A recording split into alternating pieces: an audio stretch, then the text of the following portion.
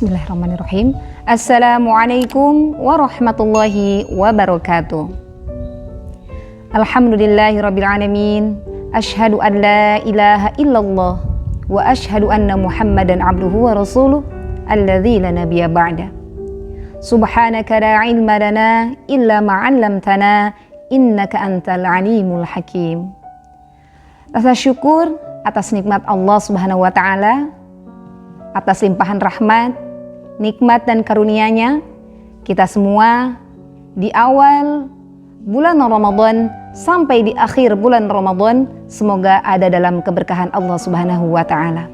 Ikhwan wal akhwat rahimakumullah, salawat dan salam semoga terlimpah curahkan kepada baginda Nabi Muhammad sallallahu alaihi wasallam, sampai kepada seluruh keluarga, sahabat, tabi'in, tabi'ut tabi'innya, dan kepada seluruh umatnya tanpa terkecuali. Dan tentunya kita semua berharap kepada Allah Subhanahu wa taala kita diberikan kepantasan untuk menjadi umat Rasulullah sallallahu alaihi wasallam yang akan mendapatkan syafaatnya di yaumil akhir nanti. Amin Allahumma amin.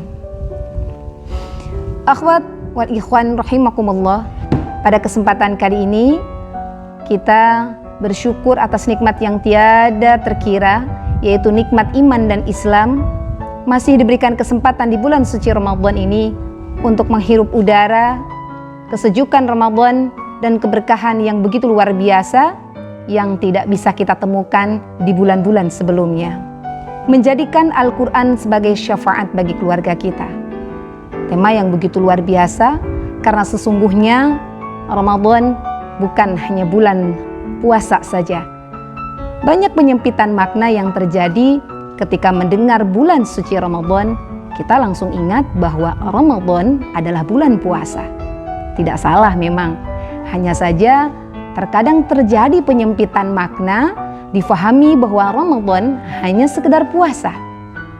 Tapi perlu kita ketahui bahwa Ramadan merupakan syahrul Quran, bulan diturunkan pertama kali Al-Quran. Tentu ini syarat akan makna. Ramadan bukan hanya sekedar menahan lapar dan dahaga saja, tapi Ramadan adalah bulan yang agung di mana Allah menunjuk bulan dari 12 bulan yang lainnya menjadi bulan teristimewa diturunkannya Al-Quran. Seperti yang difirmankan oleh Allah Subhanahu wa taala di dalam Quran surat Al-Qadar. A'udzu billahi minasy syaithanir rajim.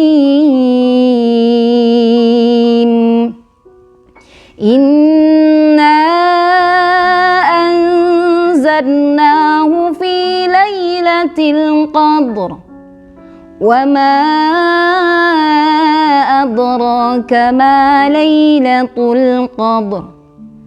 Lailatul qadri khairum min alfi syahr. Al-ayah. Di dalam surat Al-Qadar ayat 1 sampai 3, Allah Subhanahu wa taala memberikan firman-Nya kepada kita. Sesungguhnya kami menurunkan Al-Qur'an di malam Lailatul Qadar. Tahukah kamu apa malam Lailatul Qadar itu? Yaitu malam yang kemuliaannya lebih baik daripada 1000 bulan. Masya Allah. Ketika Al-Quran diturunkan di bulan suci Ramadan, tentu ini merupakan sebuah nasihat yang begitu agung. Bagaimana agar Al-Quran ini menjadi syafaat kepada kita semua, termasuk keluarga? Satu hal juga yang tidak pernah kita lupa, bahwa Al-Quran memiliki keutamaan dibandingkan kitab-kitab yang lainnya, yaitu Al-Quran memberikan syafaat kepada para pembacanya. Ikhwah rahimakumullah, yang pertama bahwa orang yang kemudian rajin membaca Al-Quran, dia akan mendapatkan keutamaan, yaitu mendapatkan syafaat di yaumil akhir nanti ketika Al-Quran ini datang dan mencari siapa yang membacanya.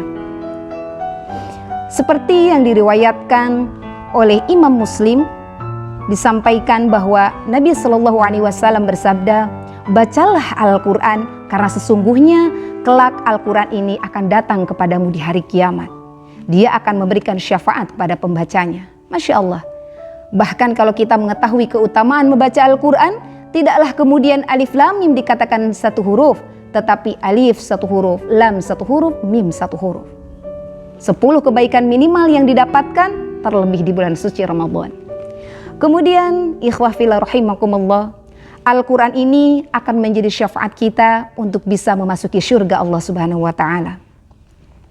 Nabi SAW bersabda di dalam hadis riwayat Imam Muslim bahwa bacalah Al-Quran ini, terutama ada 2 surat yang kemudian diutamakan, yaitu surat Al-Baqarah dan Ali Imran, karena 2 surat ini mereka akan menjadi cahaya yang begitu luar biasa.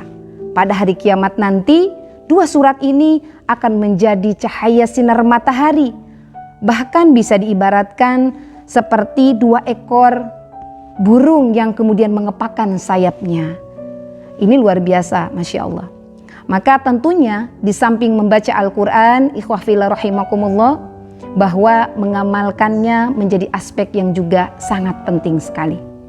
Imam Abu Daud meriwayatkan bahwa Nabi SAW bersabda, dikatakan kepada orang yang dia menjadi penjaga Al-Quran. Siapa mereka penjaga Al-Quran? Ya, mereka adalah orang yang juga membacanya tapi juga mengamalkannya. Di dalam hadis ini Rasulullah SAW menyampaikan, bacalah dengan tartil sebagaimana engkau dulu sewaktu di dunia.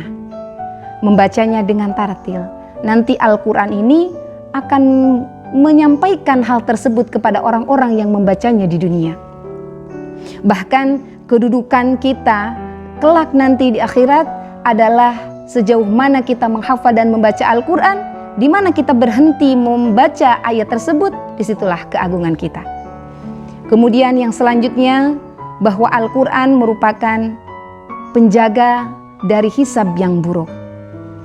Di dalam Quran surat At-Toha ayat 123, Allah Subhanahu wa Ta'ala menyampaikan di dalam Quran surat Toha ayat 123, siapa yang membaca Al-Quran dan mengikuti petunjuknya, maka Allah akan memberinya hidayah di dunia dan melindunginya dari buruknya hisab amalan di hari kiamat. Karena Allah telah berfirman, maka barang siapa yang mengikuti petunjukku, maka ia tidak akan sesat di dunia maupun sengsara di akhirat. Demikianlah beberapa keutamaan dari Al-Quran yang telah kita baca dan juga telah kita hafalkan, merupakan motivasi terbesar bahwa di bulan Ramadan ini, di Syahrul Quran, kita tingkatkan interaksi dengan Al-Quran sehingga mampu menjadi syafaat yaumil akhir saat kita pulang kepada Allah Subhanahu wa Ta'ala. Wallahu a'lam bishawab. Al-haqqu min rabbika fala takunanna minal mumtarin. Tsumma assalamu alaikum warahmatullahi wabarakatuh.